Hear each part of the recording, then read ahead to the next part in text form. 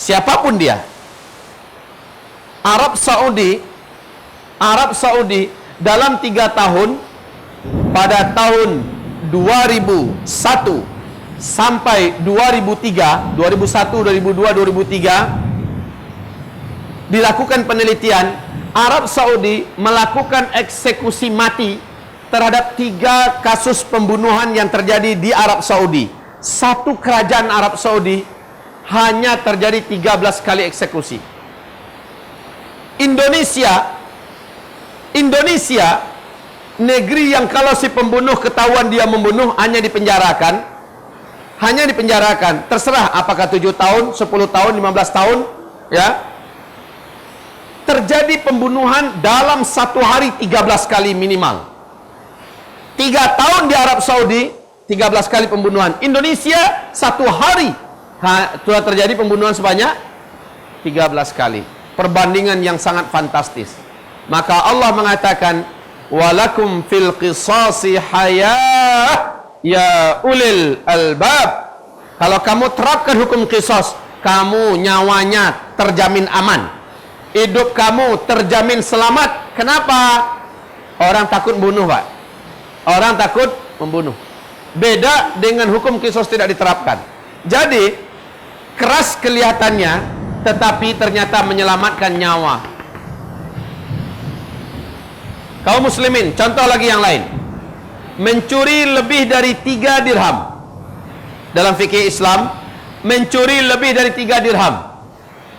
Si pelakunya potong tangannya dari sini, langsung dikeringkan. Setelah itu tangan tersebut dipolesi dengan balsam tertentu, diikat dengan tali, dibuat kalung, lalu digantungkan pada orang yang tangannya dipotong. Selama 1 minggu dia bawa tuh tangan kemana-mana, Pak. Dia bawa gitu, tangan yang dipotong tadi, ke pasar dia bawa, ke kantor dia bawa, seolah promosi. Saya sudah dipotong tangan saya gara-gara mencuri. Jangan tiru ya, nasib kalian akan seperti ini. Dia bawa kemana-mana. Buat si pencuri itu terapi yang luar biasa bagi mental pencurinya itu. Seumur hidup dia tidak akan berani lagi melakukan. Udah hilang tangan. Orang yang berniat mencuri akan melihat nasib saya akan seperti itu. Bayangkan tangan yang sebegitu lama lengket dengan kita, tak tahu udah lepas dan jadi kalung kita selama 1 minggu. Masuk masjid, taruhkan di luar. Dia ada tempat penyimpanan khususnya, ya. Keluar dari masjid mesti pakai balik. Kalau enggak dicuri oleh kucing. Iya kan? Begitu kaum muslimin. Kemana dia pergi? Ini promosinya. Jangan mencuri loh, nanti kamu seperti saya. Dampaknya kaum muslimin, contoh di Arab Saudi. Walaupun kita tidak mengatakan Arab Saudi adalah contoh ideal bagi penegakan syariat. Belum, jauh. Tapi sholat 5 waktu, warungnya cukup dikasih tirai aja sedikit. Kadang-kadang hanya tali saja. Pas azan, kumandang azan tuh, lampu toko dimatikan, cukup dikasih tali dari sudut sana ke sudut sini, sudah selesai. Warung ditinggalkan mereka ke masjid. Aman nggak? Aman.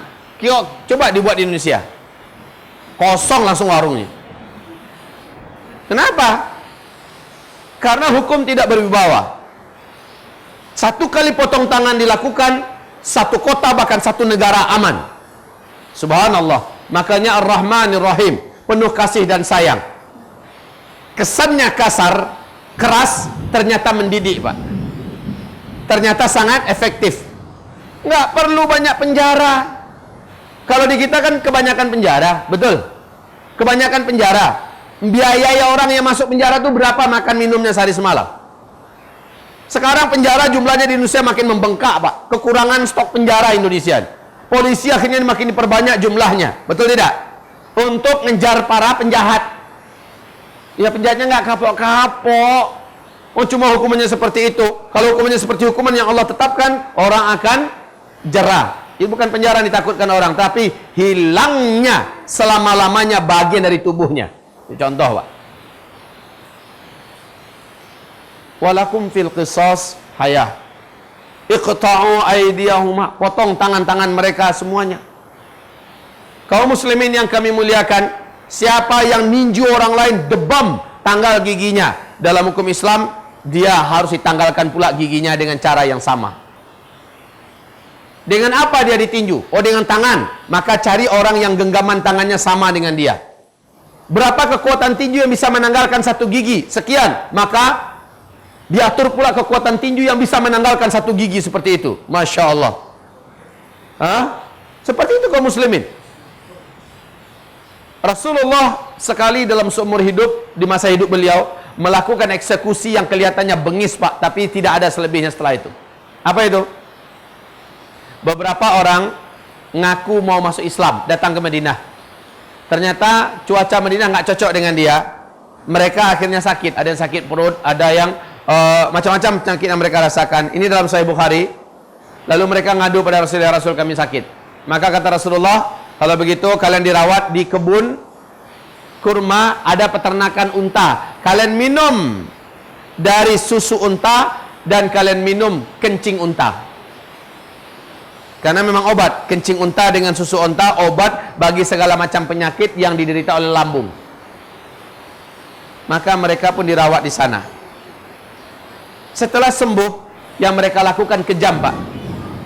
Para penggembala unta dari Baitul Mal kaum muslimin ini dicongkel matanya oleh mereka, dipotong tangannya oleh mereka dan kakinya. Lalu mereka dicampakkan ke padang pasir. Kepanasan seperti itu, matilah para petugas-petugas penjaga peternak unta Rasulullah ini. Masya Allah. Satu orang di antara pegawai petugas itu, ada yang selamat dari balik-balik batang-batang kurma, menyaksikan kejadian biadab itu. Dia lari cepat mengadu kepada Rasulullah. Maka mendengarkan berita itu, Rasul utuslah beberapa sahabat, termasuk Ali bin Abi Thalib, kejar mereka. Maka Ali dengan sahabat-sahabat yang lain mengejar dengan kecepatan penuh pakai kuda. Ibaratnya Eric King itu digas, Pak. Ya, dikejar, dapat. Dihadapkan pada Rasulullah sallallahu alaihi wasallam. Mereka akhirnya ngaku. Maka seluruh mereka dipotong tangannya. Seperti apa mereka motong? Dipotong kakinya. Dicongkel kedua mata mereka seluruhnya. Lalu mereka dicampakkan ke gurun Sahara sampai mati. Seperti apa mereka lakukan? Kaum muslimin, kesannya kasar, keras, tapi mendidik buat selama-lamanya. Nggak ada yang berani melakukan itu lagi. Ar-Rahman Ar-Rahim. Kaum muslimin, hamba-hamba Allah yang kami muliakan, dalam segi apa saja aturan Allah benar-benar penuh dengan kasih dan sayang. Penuh kasih dan sayang. Taib, selesai sudah, masuk kepada ayat yang keempat. Ayat yang keempat, Maliki Yaumiddin. Raja, penguasa pada hari pembalasan. Maksudnya apa?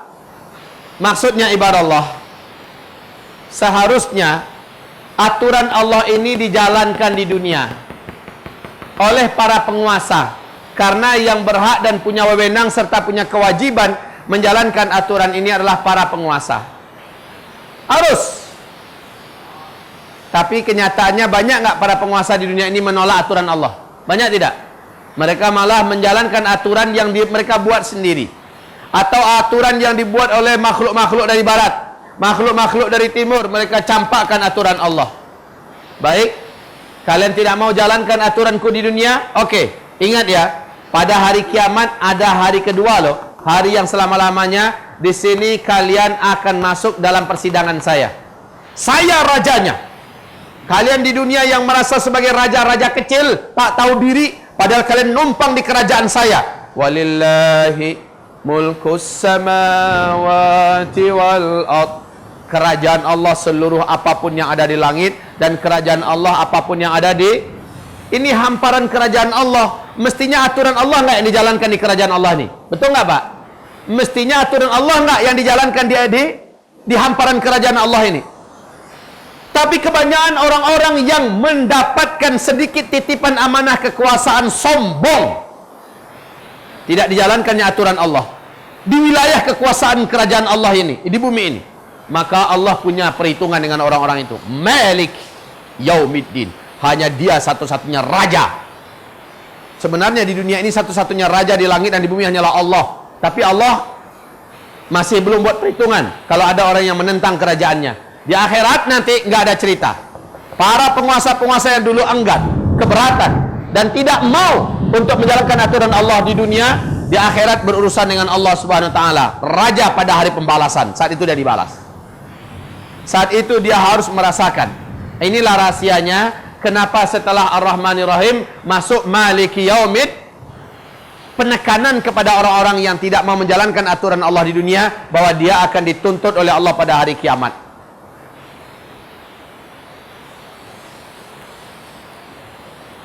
Maliki Yaumiddin, raja penguasa pada hari pembalasan. Bismillah.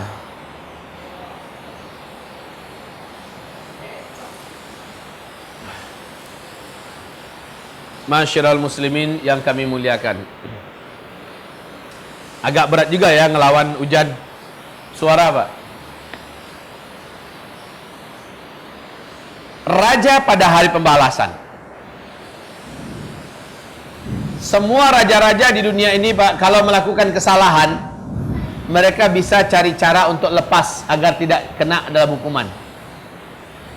Kalaupun terpaksa masuk penjara kayak di Indonesia, penjaranya disulap jadi istana, jadi hotel bintang 5. Nah, penjara Allah, petugas-petugas Allah, para malaikat nggak bisa disuap, tidak bisa disogok. Penjara Allah hanya satu, neraka. Sudah ada namanya di situ, nama masing-masing orang yang akan menghuni penjara-penjara Allah itu. Ibarat Allah. Dan tidak ada satupun yang bisa menekan Allah. Tidak ada. Bahkan seluruh para malaikat yang gagah-gagah perkasa terdiam membisu ketika Allah sudah memutuskan dengan seadil-adilnya. Selesai tentang Maliki Yaumiddin. Masuk kita kepada Ihdinas siratal mustaqim. Sebelum kita lanjutkan ke Ihdinas siratal mustaqim, ada yang mau mengajukan pertanyaan?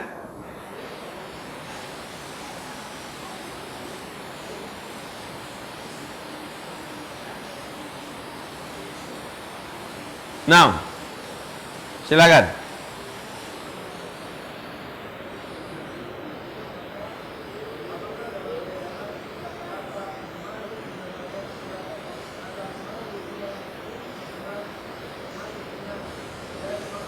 Pendek dan panjang. Satu Malik, satu Malik.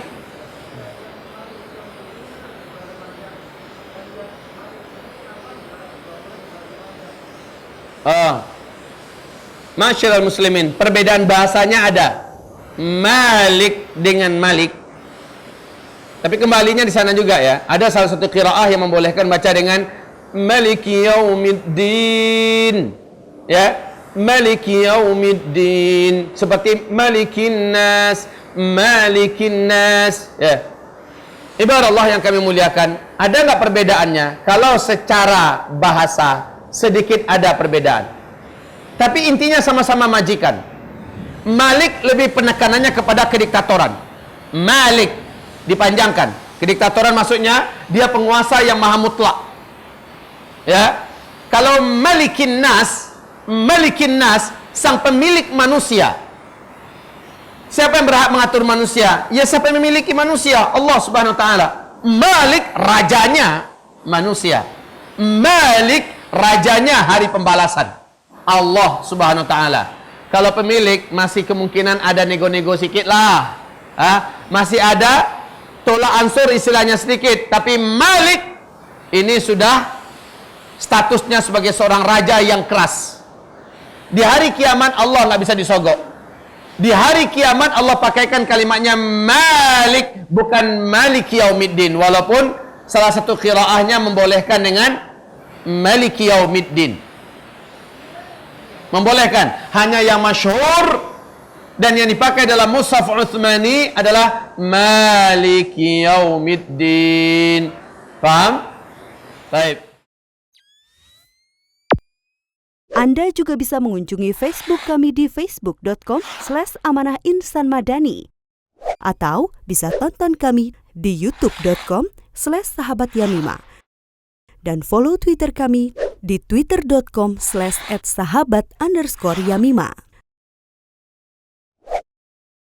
Sahabat Yamima peduli dan memahami.